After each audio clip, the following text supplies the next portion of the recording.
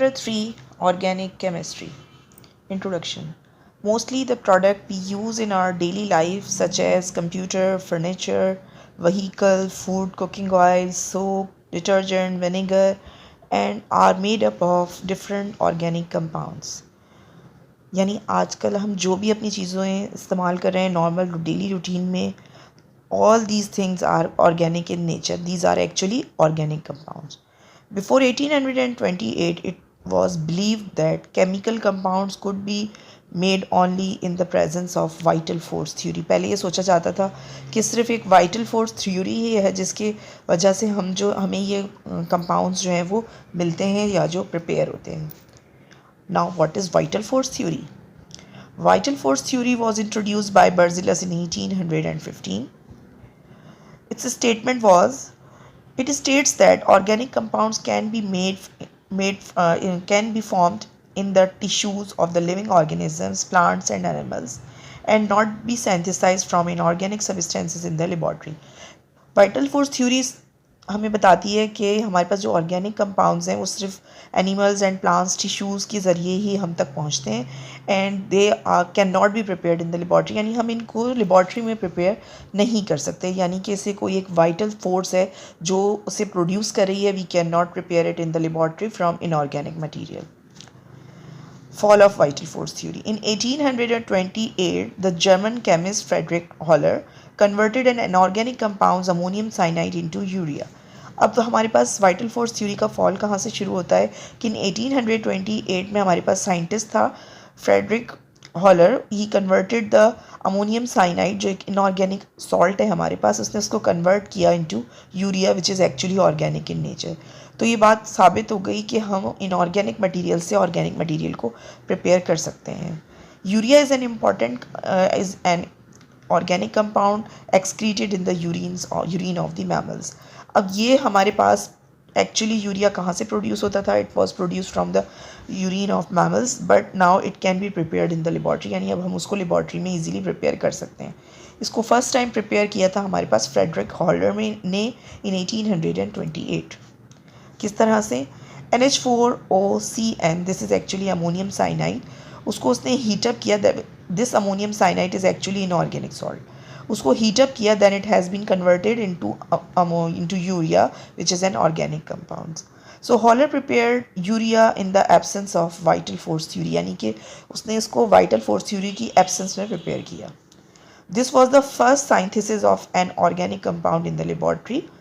पहली दफ़ा यूरिया को प्रिपेयर किया गया इन द लेबॉर्ट्री और ये हमारे पास, हम इसको कहते हैं कि हमारा फर्स्ट साइंथिस है, पहली प्रिपरेशन है. This reaction gave a big blow to the vital force theory and proposed a proper definition of organic chemistry that अब हमें उसकी एक ऑर्गेनिक केमिस्ट्री की एक प्रॉपर डेफिनेशन मिल जाती है. क्या है? जो कि जिसको हम अब कहते हैं कि modern definition of organic chemistry. Organic chemistry is a branch of chemistry which deals with the study of the compounds of carbon and hydrogen, जिसको हम collectively hydrocarbons भी कहते हैं, and their derivatives. As all organic compounds contain carbon as a essential element. यानी कि वो compounds जिसमें carbon और हाइड्रोजन मौजूद हो, जिन्हें हम हाइड्रोकार्बन्स कहते हैं, उसकी स्टडी को और उसके डेरिवेटिव्स की स्टडी को एक्चुअली ऑर्गेनिक केमिस्ट्री कहा जाता है. तो हमारे पास जो मेन कॉन्स्टिट्यूएंट है, जो मेन हमारे पास जो ऑर्गेनिक कंपाउंड की एसेंशियल एलिमेंट्स हैं, these are the carbon. Now define organic compounds. Definition: organic compounds are those that include one or more carbon atom that are covalently linked to the two atom of other elements such as hydrogen, oxygen और nitrogen. हमारे पास जो organic chemistry है उसके अंदर जो carbon compound है, यानी कि जो कार्बन एलिमेंट है, कार्बन का जो एटम है वो कोवलेंटली बॉन्ड हुआ हुआ है. यानी उसका कोवलेंट बॉन्ड बना हुआ है, ज़्यादातर बना हुआ है हाइड्रोजन के साथ, लेकिन कहीं कहीं वो ऑक्सीजन के साथ, नाइट्रोजन के साथ और कुछ ट्रांस एलिमेंट्स के साथ भी अपना बॉन्ड बनाता है. फॉर एग्जाम्पल इथेन जिसमें कार्बन और हाइड्रोजन मौजूद है, अल्कोहल जिसमें कार्बन, ऑक्सीजन और हाइड्रोजन मौजूद है, अमाइन जिसके अंदर कार्बन, हाइड्रोजन एंड नाइट्रोजन मौजूद है, polystyrene and chloroform. Explain the important characteristics of organic compounds. अब हमारे पास इंपॉर्टेंट कैरेक्टरिस्टिक्स क्या हैं ऑर्गेनिक कंपाउंड की? जनरल कैरेक्टरिस्टिक्स कुछ इस तरह से हैं कि some general characteristics of organic compounds are given below. The first is source, कौन सी ऐसी सोर्स है जिससे हमें ऑर्गेनिक कंपाउंड्स मिलते हैं? Organic compounds are obtain from living things, animals and plants and the minerals. Second, composition. Carbon is the key element in all the organic compounds. जैसे आपको बताया कि बेस जो है actually that is the carbon in organic compounds. After carbon most frequently used element is hydrogen. जब उसके बाद carbon के बाद जो सेकंड नंबर पर आता है उसको वो है हाइड्रोजन, यानी कि दोनों मिलकर बनाते हैं hydrocarbons. Organic compounds may also contain halogens यानी chlorine, bromine, iodine, oxygen, sulphur, nitrogen and phosphorus element. Organic compounds contain both type of covalent bonds, that is polar and non-polar. हम कहते हैं कि हमारे पास जो ऑर्गेनिक कंपाउंड्स हैं they have two types of bonds, two types of actually covalent bonds. One of them is the polar and other is non polar. Solubility. According to like dissolve like rule, organic compounds are insoluble in water but soluble in organic solvent. यानी हम उसको अगर पानी में dissolve करते हैं तो वो थोड़ा सा मुश्किल से डिसॉल्व होगा या नहीं होगा dissolve, but it will be soluble in organic solvent. लेकिन जो हमारे पास ऑर्गेनिक सॉल्वेंट्स होते हैं उसमें वो डिसॉल्व हो जाता है. Non polar organic compounds are soluble in benzene, carbon disulfide, ether, etc. And polar compounds are soluble in alcohol. अब जैसे आपको पहले भी बताया कि हमारे पास दो तरह के कंपाउंड्स हैं इसमें, पोलर एंड नॉन पोलर. जो नॉन पोलर हैं वो किस में डिजॉल्व हो रहे हैं? वो हो रहे हैं बेंजीन में, कार्बन डाइसल्फाइड में, ईथर में. और जो पोलर हो रहे हैं वो हमारे पास डिजॉल्व हो रहे हैं अल्कोहल के अंदर. Melting and boiling points.